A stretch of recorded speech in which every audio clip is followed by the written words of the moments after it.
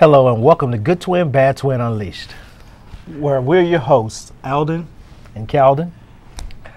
We take those elephant in the room topics and we present opposing viewpoints. Well, we're providing you with information to empower you one community at a time. So grab a friend and a buddy and tell them Good Twin, Bad Twin is on. And we'll be right back. I'm going in, I'm going in, I'm going in, I'm going in, I'm going in, for my Lord, for my Lord, for my Lord. I am. I'm going in, I'm going in, I'm going in, I'm going in, for my Lord, for my Lord, for my Lord, for my Lord. And tell the Lord to cover me, 'cause I'm about to go. Welcome back to Good Twin, Bad Twin Unleashed, okay? Now don't forget to go to Facebook page and like us and even go to our website, right? That's right, that's right. You can visit us at Facebook at www.facebook.com/Good Twin, Bad Twin. And also, you can check out our website. It's Good Twin, Bad Twin, goodtwinbadtwintv.com. Right. Okay. Well, today we're joined with our guest, Nsombi Lambright. She's the director of the Mississippi. She's a director of development at the Mississippi One Voice Foundation. Welcome, Nsombi. We're glad to have you. Hi, thank you so much. Thanks for coming. I don't know why I keep messing it up. It's all right. It's all right. It's all right. Well, listen, Nsombi, tell us a little bit about you. Well, as you guys know, I am a proud Jacksonian. Right. So proud to be here with two Callaway High School classmates. That's right. Great to see classmates. You know, because if it ain't Callaway, there's two types of people: the ones that want to go to Callaway, and everybody else. That's right. That's right. We're so proud to be here with you guys and to see you after all of these years and to see that you're doing well. Yes, ma'am. Thank you. So Same for the last, likewise. I've been following you for quite a while. Yeah. NAACP. I was so proud to see you as he kept saying, Cal, we gotta get her, man, we gotta get her. I said, no, you don't understand, I was like, okay. Yeah. I said, whatever the reason is, but it just so happened that for this subject right here, what we want to talk about today was voters registration. Okay. So, like Al said, tell us a little bit about yourself. Yeah, well, I have been very blessed and fortunate to be able to do work that I really love and to be able to have a career where I help people. Okay. And so with my position at One Voice, our biggest task is to register voters in Mississippi and to make sure that individuals are informed about their rights, not only to vote, but to also participate in the political process. Okay. Tell us a little bit about One Voice, just a little bit more about One Voice, if you don't mind. Absolutely. One Voice is about 6 or 7 years old, and One Voice grew out of the work of the Mississippi NAACP. And we're actually in the same office right near Jackson State University.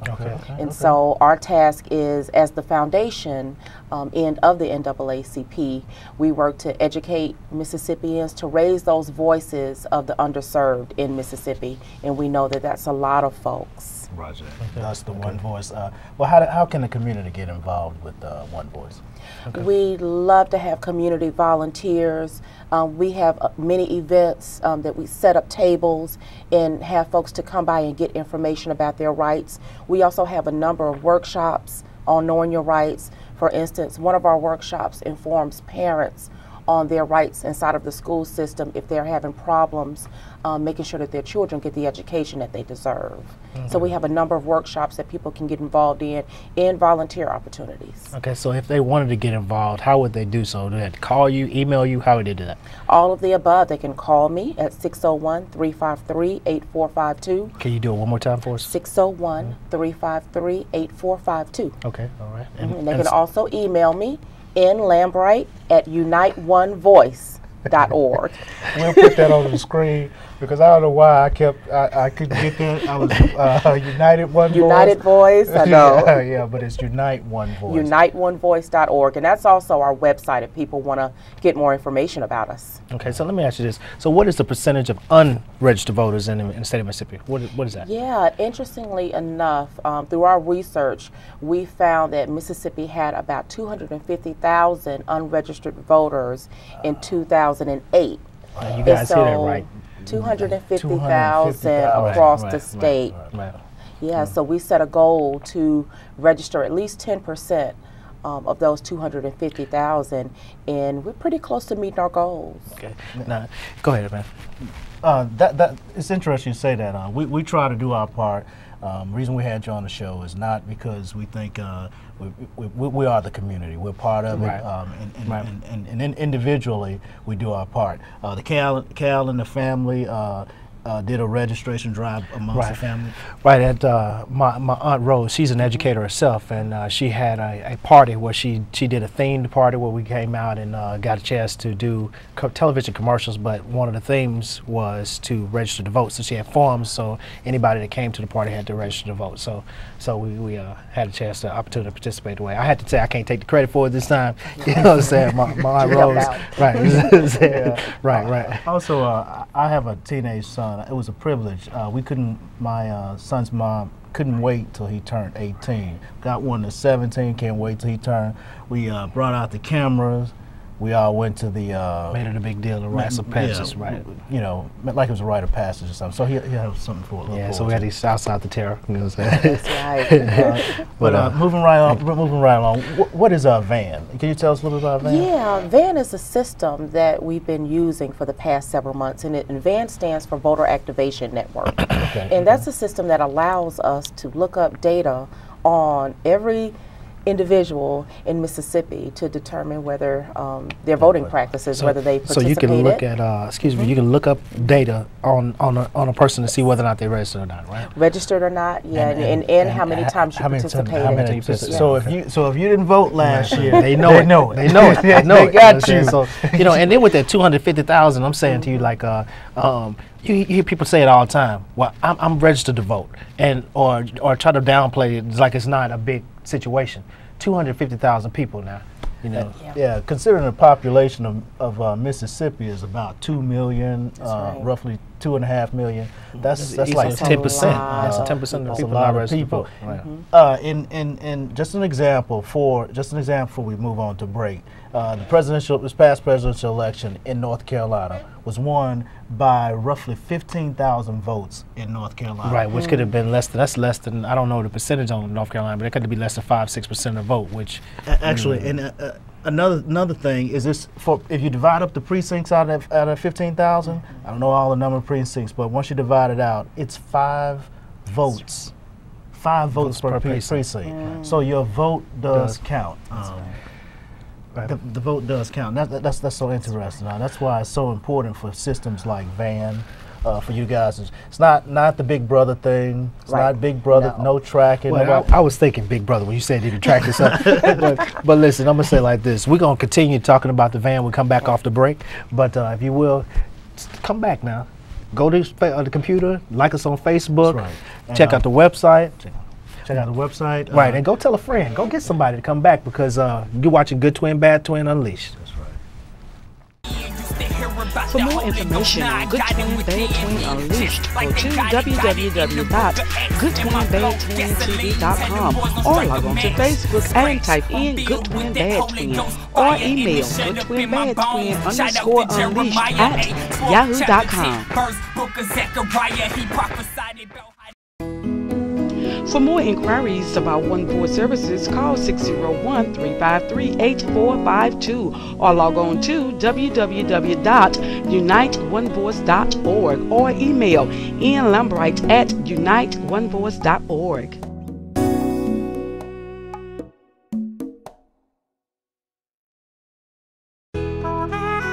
Good Twin, Bad Twin Unleashed, brought to you by In the Mix, a production of Peaches of On Location TV.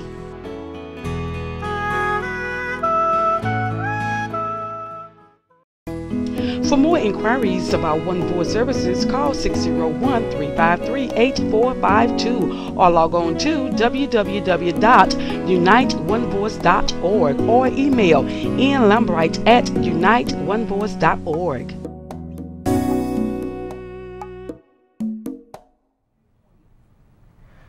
Welcome back. You're watching again, if you're just coming in and joining us, watching Good Twin, Bad Twin Unleashed with Calden and Alden. And our guest, Miss Nsombi Lambright. Hi. Okay, that's what's up. again, we're glad to have you. Glad to have you. But before we get back into what we're talking about the van. Let's talk again about. That's right. That's right. You can join us. You can join Good Twin, Bad Twin on Facebook, of course. Just go to our fan page and like us. Yeah, like the page. Good Twin, Bad Twin. We also have a group page where you'll see this discussion every Monday night at 10 p.m. Central Eastern Standard. And don't forget to go to the website and check out the website where we do all of our community activities. Because the show, you see the show, but we're involved in community activity, which leads us to Miss Lambright. Okay, we were talking about VAN. Again, let's talk about, for people that just joined us, what is the VAN and how does it relate to voters registration? Yeah, well, VAN gives us that data that allows us to target certain neighborhoods that have high percentages of unregistered voters. It has been a very empowering process for the community, because groups have come to us and said, we really want to get out there and knock on doors to find out where these unregistered voters are, and we've been able to print out lists for them of neighborhoods so that they can go and canvass and knock on doors and say, your name has come up in our system as an unregistered voter. Have you changed your address? Would you like to register to vote now? And it's been a very empowering process. Okay, I guess so. Go ahead. If one of those groups if a church group or if one of the political groups wanted to become more involved with One Voice, how would they reach you? They can reach me at 601-353-8452, and they can also email me at nlambright@uniteonevoice.org, and that's also our website. Right, because we challenge you to get out and get involved. We challenge you to get out and involved, because there are a lot of people that are not registered to vote, and as Al was saying earlier today, 5 votes in North Carolina. Was it? If you average it out by precinct in North Carolina with the presidential election in 08. For North Carolina, it averaged to 5 votes per precinct, and that's a powerful thing when you talk about every vote counts. Every vote's counting. So what happens if we miss the what is it, November 6th deadline? Is that what the deadline is? It's today. October 6th is the registration deadline, and the election day is actually November 6th. And so if individuals do not register this time, it's okay. You can register Monday morning and be able to participate in the spring elections. We have a number of elections coming up. Our mayoral election here in Jackson, and judges, and a number of other very important races that we need to participate in. That's right. The governor's race is also a race that's not in conjunction with the presidential race. So it is very important for people to get out and vote. That's right. And which is why we appreciate you coming on and talking about this. So what are the requirements to do so? I mean, what does it take to do so? To register to vote? Is there something required to do it? Yeah, you have to be 18 years of age during the time of on or before election day. So we've been registering a lot of high school students who are 17 right now, but will be 18 before November 6th. Okay, that's some good so stuff. You have to be 18, you have to be a U.S. citizen, and that's it. You can register to vote. It's our right, it's not a privilege, and it's also our responsibility. Okay. All right. Are there any misconceptions when it comes to voting? Yeah, there are a number of misconceptions. Here in Mississippi especially, because we had the ballot initiative last year where we voted to accept a voter identification program, a lot of people think that we have to show ID during this election. That's right. But the Supreme Court, the Department of Justice has not approved Mississippi's voter ID plan. Okay, I'm glad you said that, because last time I voted was asked to present my ID. That's right, good point. So even though I was asked, if I didn't present the ID, I still would have been allowed to vote. Is that correct? Absolutely. Guys, we're going to say now, make sure you hear this point, because again, when I went to the booth you know how you fill out the form, they say, what's your name? And then, so you go down the book and, saying, and hey, that's a book you want to be in too, but you know what I'm saying. Now, we're not saying that we're not saying that you shouldn't take the steps and come up to the plate and get some ID, state ID, or right. something like that. We're not suggesting that. But what we are saying is, like you said, even in Pennsylvania, they struck it. The Department of Justice struck it down. Mississippi, it was passed, but it's still in the Supreme But Court. it's not. It has to be. It's in review. So what that means is you can go to the counter and you can register to vote without providing ID. So if someone turns you away, I wish we had had that. You can contact One Voice. That's one place to contact. Right. If you can, but you should not be turned away because your name is not on the roll. But what you should do is check with the Secretary of State's office and make sure you're at the correct polling place, because they can turn you away if you're not if your name is not on the roll. But not because of the ID. Not because of the ID. Okay, so what are some other misconceptions? Yeah, I know one. You mentioned off camera was which really got me is that the felonies? Oh, absolutely, absolutely. In Mississippi, there are a number of felony convictions that take your voting rights away, but all felonies do not disenfranchise you. That's right. So just because you have a felony, just depends on the type of felony. That's right. What it is, and I'm sorry, there's another thing I wish that we had brought out here, which type, but you can contact your parole officer, or you can contact One Voice. And you be careful with those parole officers, because sometimes your parole officers will lead you to believe that you cannot vote, which is not true, because certain felonies do have the right to vote. That's right. Absolutely. That's right. You're exactly right, Kat. So you can call Secretary of State's office as well, and get information as far as where to vote. Besides the 30-day requirement and being 18, specifically what it is, what type of state ID that you can bring, what constitutes a valid ID. You can get all of that information, and they have it on their website as well. Okay. I think that is something you have on your website as well. Yeah, we have it on our website as well. Roger that, and you don't have to show ID.